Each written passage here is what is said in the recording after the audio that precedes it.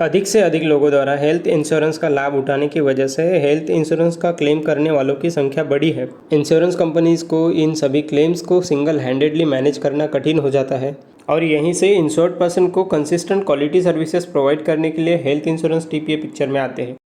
आज की वीडियो में हम हेल्थ इंश्योरेंस में टीपीए के रोल को समझेंगे, लेकिन उससे पहले समझ लेते हैं कि टीपीए एग्जैक्टली क्या होता है।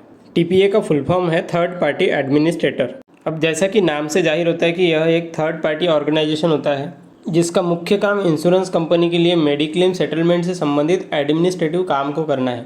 इन सभी टीपीएस को इंश्योरेंस कंपनी के बिहाफ पे काम करने के लिए IRDAI यानी insurance regulatory and development authority of India द्वारा लाइसेंस दिया जाता है। टीपीए इंश्योरेंस कंपनी से अलग एक इंडिपेंडेंट ऑर्गेनाइजेशन होता है। इसे आप इंश्योरेंस कंपनी की विस्तारित शाखा के रूप में समझ सकते हैं। अब हम हेल्थ इंश्योरेंस में टीपीए के रेलेवेंस के बारे में बात करेंगे, जिससे आप हेल्थ इंश्योरेंस में टीपीए के इम्पोर्टेंस को समझ सकें। एक टीपीए इस बात का पूरा ध्यान रखता है कि आपके क्लेम से संबंधित सभी क्वेरीज का ध्यान रखा जाए और उनका समाधान किया जाए। इसके अलावा एक टीपीए आपके क्लेम के आवेदन की वैधता या जेन्युइनिटी की जांच कर सकता है।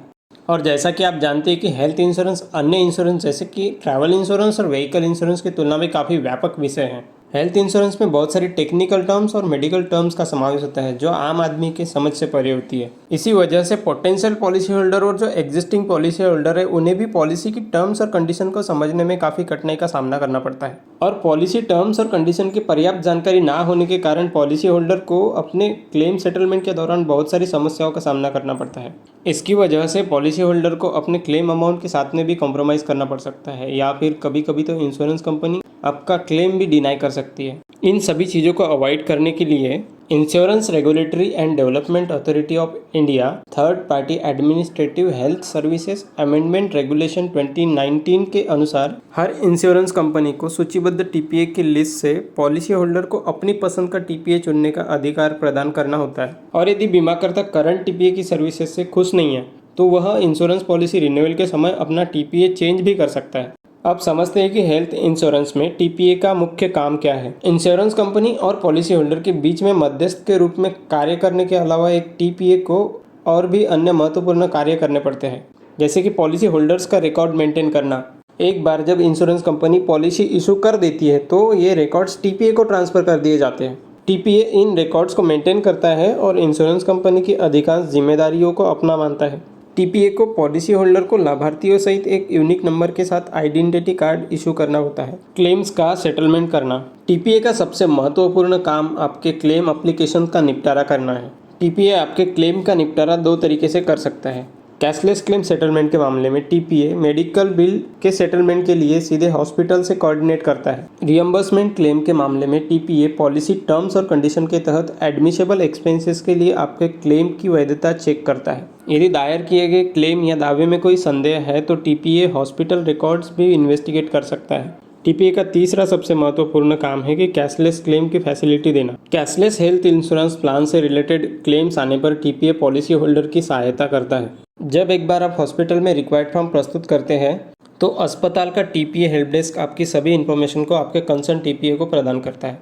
उसके बाद अस्पताल में अवेलेबल मेडिकल फैसिलिटीज से संबंधित अन्य सभी मामले टीपीए द्वारा देखे जाते हैं। कैशलेस फैसिलिटी का बेनिफिट उठाने के लिए आपको इंश्योरेंस पॉलिसी के पूर्व निर्धारित स्पेसिफाइड नेटवर्क हॉस्पिटल में ही इलाज करना पड़ेगा। हालांकि यह एक हैंडी फीचर है, यह पॉलिसी होल्डर की चॉइस पे डिपेंड करता है कि पॉलिसी होल्डर को अपना इलाज कहाँ करवाना है। टीपीए का चौथा प्रमुख काम है empanelment of network hospital.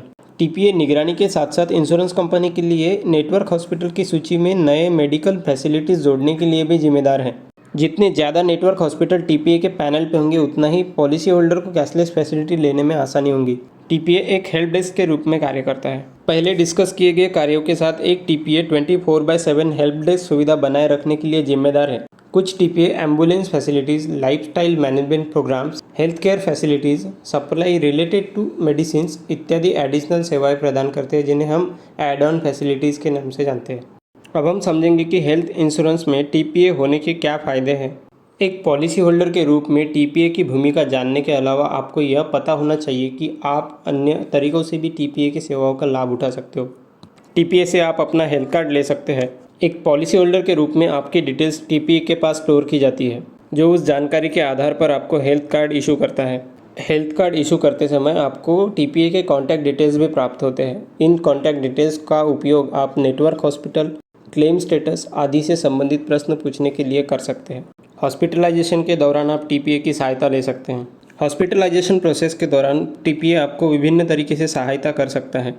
Claim settlement process के दौरान टीपीए आपकी सहायता करता है। क्लेम सेटलमेंट के दौरान डॉक्यूमेंटेशन से लेकर आप अपने सभी प्रश्नों के समाधान के लिए टीपीए की सहायता ले सकते हैं। पॉलिसी होल्डर को हाई क्वालिटी सर्विसेज सुनिश्चित करना।